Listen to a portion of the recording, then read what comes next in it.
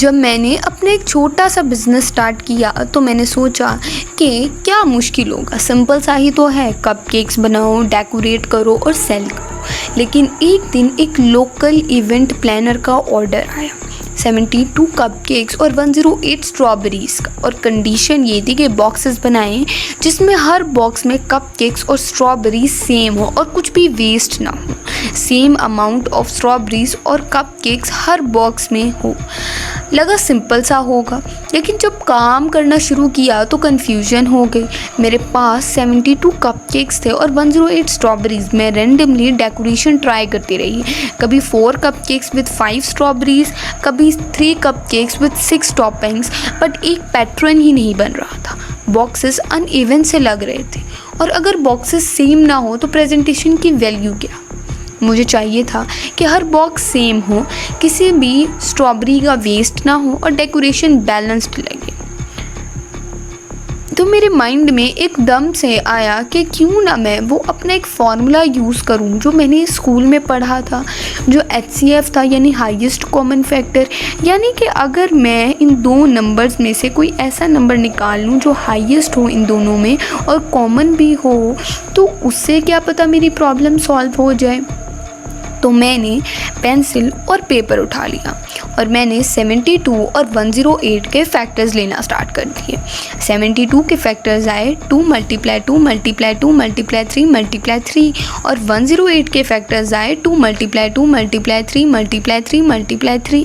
तो कॉमन यहाँ पर मेरे पास आ गया 2 × 2 × 3 × 3। तो जब मैंने इनका मल्टीप्लिकेशन निकाला तो मेरे पास 36 आ गया। तो HCF निकला मेरे पास 36। तो यानी कि 36, 72 और 108 का एक हाईएस्ट कॉमन फैक्टर है। 72 कपकेक्स को जब मैंने 36 से डिवाइड किया तो मेरे पास 2 कपकेक्स पर बॉक्स आ गया। और इसी तरह जब मैंने 108 स्ट्रॉबेरीज़ को 36 बॉक्सेस से डिवाइड किया तो 3 स्ट्रॉबेरीज़ पर बॉक्स आ गया।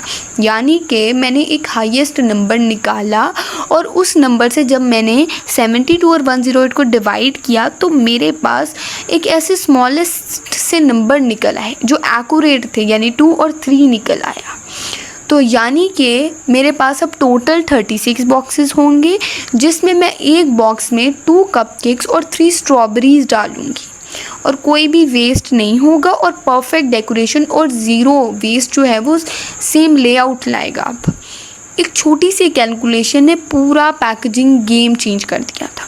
HCF सिर्फ एग्ज़ाम के लिए यूज़ नहीं होता, ये उन सब जगहों पर काम आता है जहाँ इक्वल डिस्ट्रीब्यूशन चाहिए हो, आपने वेस्ट अवॉइड करना हो और प्रेजेंटेशन आपके लिए सबसे ज़्यादा इम्पॉर्टेंट हो।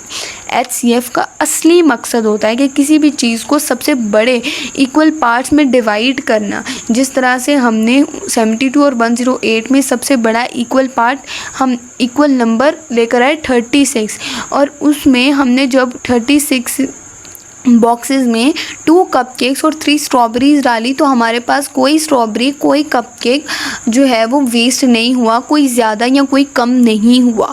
ठीक है, तो यानी कि जब भी आपने बड़े इक्वल पार्ट्स में डिवाइड करना हो बिना वेस्ट के, चाहे वो आपका टाइम हो, चाहे वो मटेरियल हो या रिसोर्सेज हो, तो HCF हमेशा मैक्सिमम बराबरी या ज़ीरो लॉस सोल्यूशन देता ही देता है। तो जब भी आप प्रोडक्ट या पैकेजिंग के काम कर रहे हो तो HCF जैसे सिंपल लॉजिक टूल्स कभी कभी बिजनेस बचा भी लेते हैं। तो ये HCF सिर्फ एग्ज़ाम के लिए नहीं होता, सिर्फ पेपर के लिए नहीं होता। इसका असल मकसद आपकी रियल लाइफ में जितनी भी प्रॉब्लम्स आ रही हैं पैकेजिंग के हवाले से, उन सारी प्रॉब्लम्स को सॉल्व करके आपको एक एक्यूरेट सोल्यूशन प्रोवाइड करना और आपकी प्रॉब्लम को बहुत बेहतर तरह से सॉल्व करना, ये पूरा का पूरा HCF का पर्पस है। इस HCF के अलावा मैथ का कोई और टर्म, कोई और मेथड आपकी प्रॉब्लम को एक्यूरेसी के साथ लेस टाइम में सॉल्व नहीं कर सकता है। So that was all about HCF. If there is any problem, if there is any issue, you can ask me in the comment box. Thank you so much.